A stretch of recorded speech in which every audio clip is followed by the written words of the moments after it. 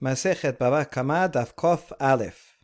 Tenor Rabbanan, hanoten aisim lehadash lasot mehen kiseh, v'asa mehen safsal. Safsal v'asa mehen kiseh, Rabbi Meir omer, noten lo demeh aisav. If someone gives wood to a carpenter and says, can you make me a chair? Instead he makes a bench. Or, I said, can you make a bench? Instead he makes a chair. So Rabbi Meir says that similar to the Mishnah, that he has to pay, the carpenter should pay the value of the wood that now he turned into something else. So pay for the raw materials that he got, because now he turned it into something else, and the carpenter will keep the chair or bench that he made and pay the guy back for the wood. The guy has to go buy more wood and go find another carpenter to do it properly. Rabbi Yehuda omer, im hashevach yater al yisiyah noten lo et hayisiyah, v'im yisiyah yater al hashevach noten lo et hashevach. Rabbi Yehuda says, same as in the Mishnah, we look, since he did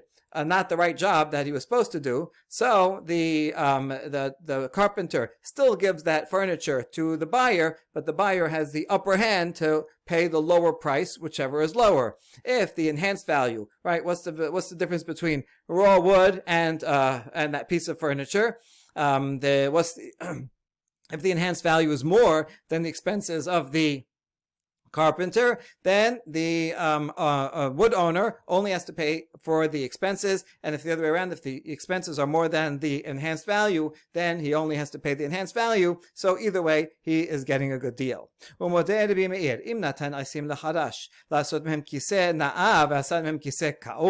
ספסל, נאה ועשה ספסל כאור, אם השבח יתר היסייה נותן לו דמי היסייה, ואם היסייה יתרה לשבח, נותן לו דמי השבח. Rabbi Meir agrees that if the customer gave wood and asked the carpenter to make a very nice high-line chair, and instead he did make a chair, but it was an ugly chair. Or he said, make a high-line bench, and he made not such a great bench.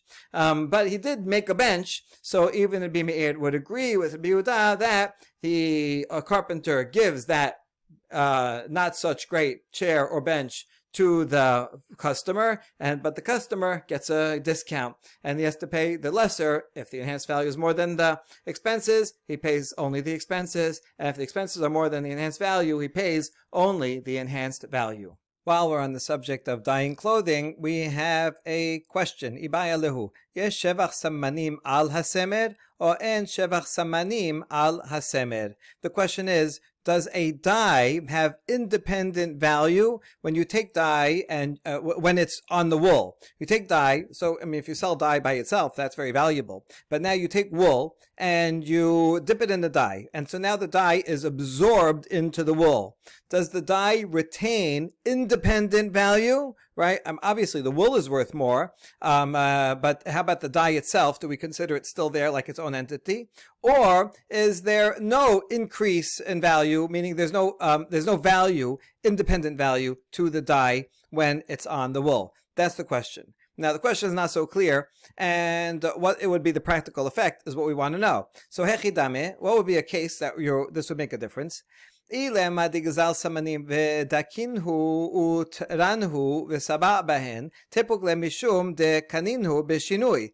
talking about a case where a robber stole the raw pigment, just the chemicals, and the robber then ground it up and soaked it in water and turned it into a liquid dye and dyed something with it, well then, the robber certainly will be responsible because he made a significant change. Anytime that robber makes a significant change in the item that he stole, that he acquires it thereby. Once he acquires it, he has to pay for the original value when he stole it. So therefore, in that case, he would certainly have to pay, and this question would make no difference. Rather, we're talking about a case where he stole dye that was already soaked in water, the liquid dye, all ready to go, and then he took wool and dipped it in the dye. Yes, shevach samanim al gabe semer damarle habli simanai dishkaltinhu or dilma en shevach samanin al gabe semer damarle ledrach gabai la midi. Do we say that the dye has independent value, and therefore the owner can say to the robber, "Give me my dye," right? That you took, you still have it. It's there in the wool, right? I want it back. Or do we say that there's no independent value of the dye once it's in the wool? It's all absorbed. It's gone. And so the robber says, what are you talking about? I don't have anything of yours. Right, what dye? I have wool. It's red, but the dye is not there anymore, so I can't return any dye to you.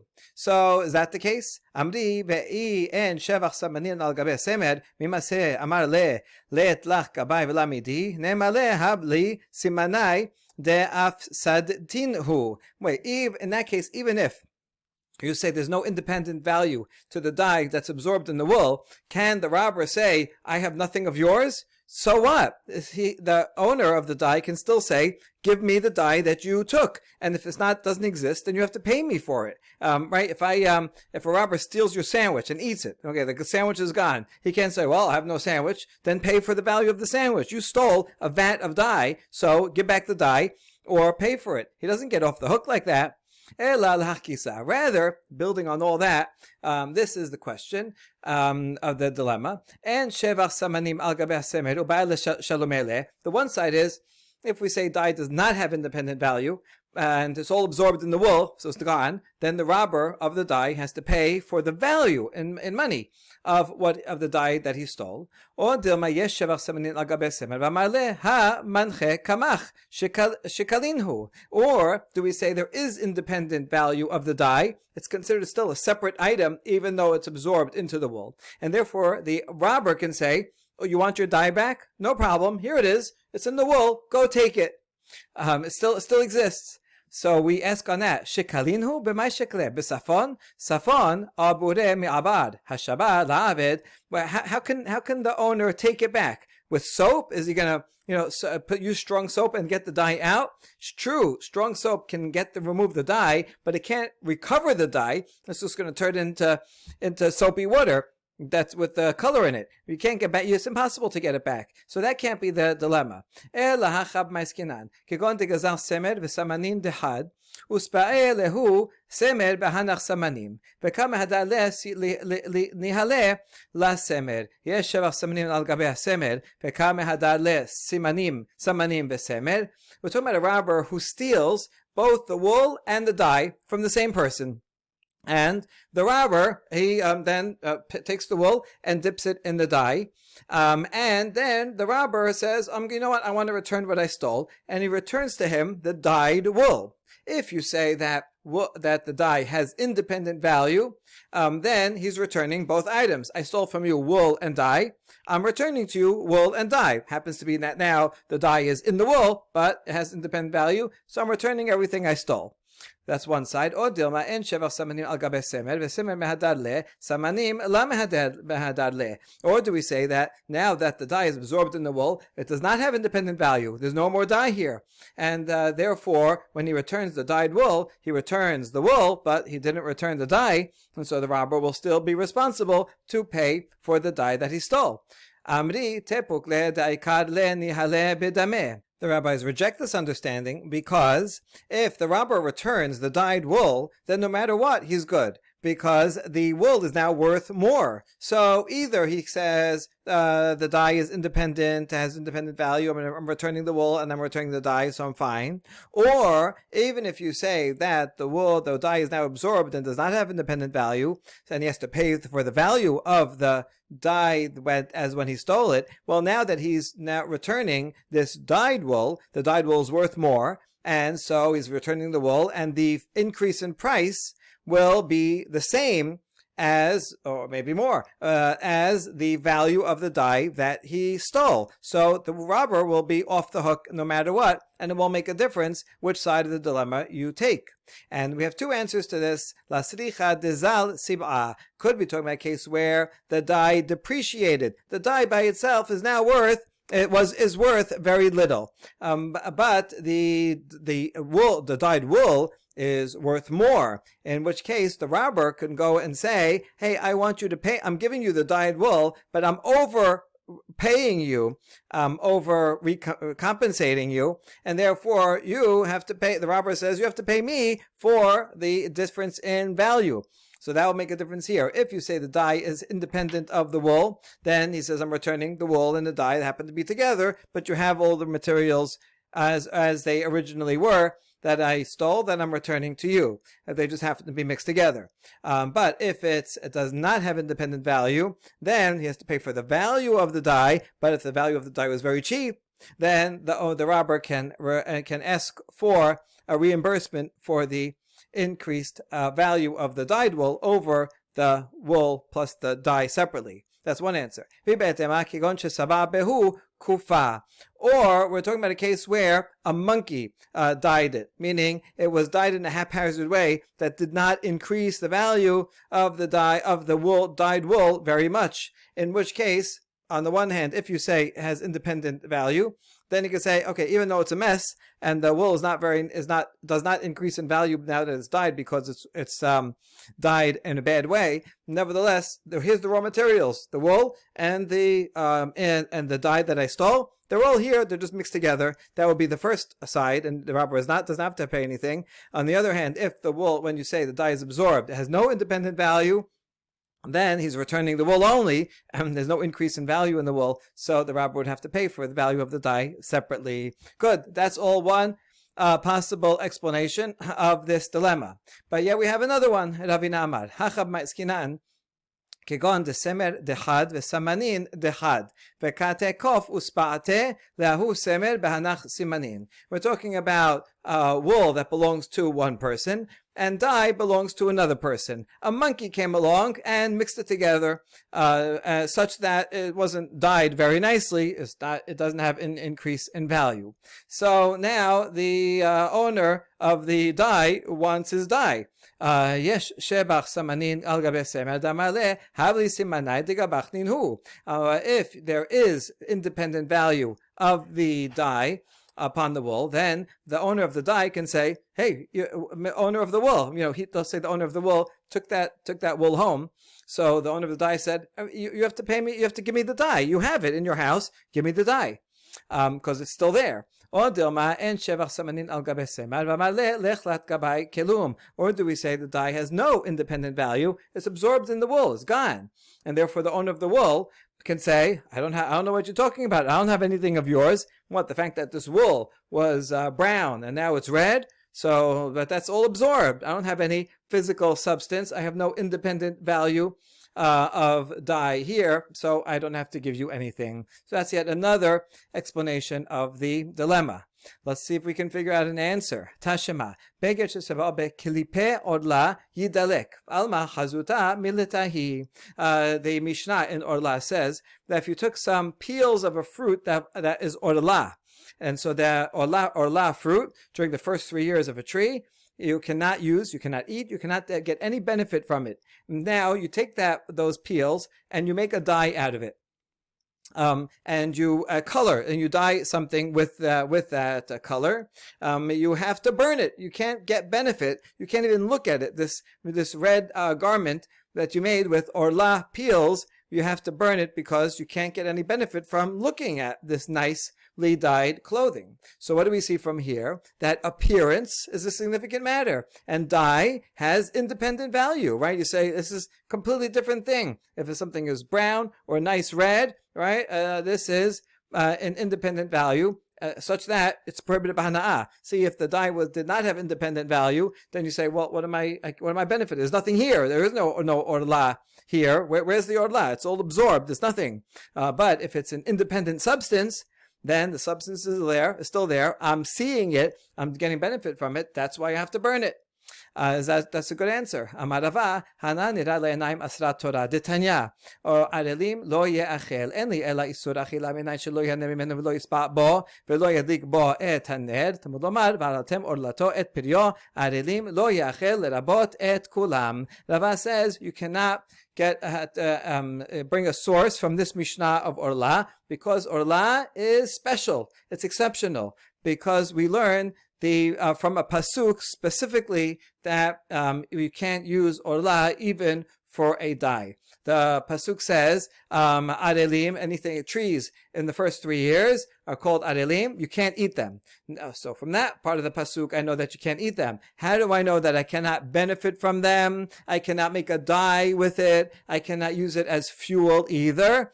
Because the pasuk says, extra words, barlatem, orlato, et pirio, arelim, lo yachel, all those extra words come to add all of those cases. So orla has a special case, whereas the pasuk specifically says they cannot use it for dye. That doesn't mean that in general a dye is independent substance. So there's no proof from there. Rather, tashema beged sheseba'a beklipe shivi'it yidalek. We hear from this baraita that says if I took shivi'it produce and I made a dye out of it and I colored a garment with that dye, you have to burn it. So maybe I could learn from here that you see that a dye has independent value. It's an independent substance, even though it's absorbed into the garment. And here also we say no proof. Shanehatam damar kerat tihye b'havayata tehe. This is a pasuk here in Vayikra that anything that grows on its own, libtem dechal l'chayal sher basecha tihye kol tibata le'echol. So we learn from here that shivi'it, produce, remains as it is, even if you change form and even if you turn into a dye and absorbed all that. There's a special pasuk regarding tihye that we consider it to be the same, and if it grew illegally because you planted it and cut it on the shivi'it and in a way that you weren't allowed to, then it will remain prohibited no matter what form it's in. So this is a special exception for shivi'it, and here again we cannot learn from this to all other cases that dye has independent significance. And we next ask one more question. Ravad Ameh Tenan beged shesava pe klipe orla yidalek. Alma chazuta miletahi. Rava brought two different mishnayot that seem to contradict each other, raised them up, and asked a question. On the one hand, we have Mishnah on Orla that says, if you use peels of Orla fruit to make a dye that you used to color a garment, you cannot benefit from that garment. You can't wear it. You can't even look at it because you're getting a benefit from the dye. That's prohibited, and therefore you must burn it. Therefore, we see that appearance of something is a significant thing. Even just looking at something that's absorbed and the thing is not there, the thing that's absorbed is still considered a significant item in and of itself. What mean he rebi'itam shenib'ala bebayit habayit tameh. V'amri la habayit tahor. V'la peligi habekelim da'avu meikara. Habekelim da'atu lebasof. On the other hand, we have a Mishnah in Ohalot that says a revi'it dam, a revi'it of blood from a person who died. So if you have enough blood, a revi'it is enough, it creates tum'at ohel, and everything in the house will be tameh. But this blood is not, if it was intact, then for sure it would make everything tameh. But it is absorbed into the floor of the house, into the wood of the floor. In that case, nevertheless, it's still tameh. Although there's another others say that it's tahor, but there's no machloket between them. They're talking about two different cases. When it says tameh, that's talking about furniture and anything in the house that was already there before it got absorbed. You have some blood there. Maybe a person was there who was bleeding. Or the blood was just there, and spilt. So beforehand, it was intact. So therefore, anything that was in the house before certainly is tameh. But once it gets absorbed, and then you bring in some vessels afterwards, those are tahor. So the bottom line here is that absorbed blood is not considered a significant independent item. That's number one. Nib'ala bichsut, if the blood was absorbed in a garment, then we check. Ro'in im mitkabeset hakesut yosemeritam temeavim lav tehora. We wash it out first, and we see how much blood came out of the garment. If it was a blood that came out of it, so since it was, even though it was absorbed, but it's removable, so then it's considered independent and has significance, and everything in the house that was in the room with that cloth is going to be tameh, and the cloth itself will be tameh, and so on. But if not, then it's tahor, because it's significantly absorbed. It's so absorbed that it doesn't even come out when you wash it. So we see from both, this is talking about floorboards, but this here is talking about clothing that's kind of dyed with the blood. And the point is that if the dye does not come out in the wash, then it's considered absorbed totally and not significant. So here we have a contradiction, because on the one hand, regarding orla, we say that that the dye that's absorbed is significant in its own right, because you have to burn it. But here we're saying blood that's absorbed is not significant. Rav Kahana says no contradiction here. The law really is like the one in Orla. And the one regarding blood, that is a special leniency that applies to the laws of Revi'it of blood, because we're talking about blood. Dam tivusa is blood that emerges from a person while he is dying, during the death process, and that blood is only tameh midirabanan, only causes tumah midirabanan, and therefore we can be lenient and say, well, if the blood is here intact, then for sure that will apply and make everything in the house tameh. But if it's absorbed, then we can be lenient and say it's okay. But otherwise, other things that are absorbed, like the orla dye, we say that's still a significant item, and therefore that item has to be burned. Baruch Adonai le'olam. Amen ve'amen.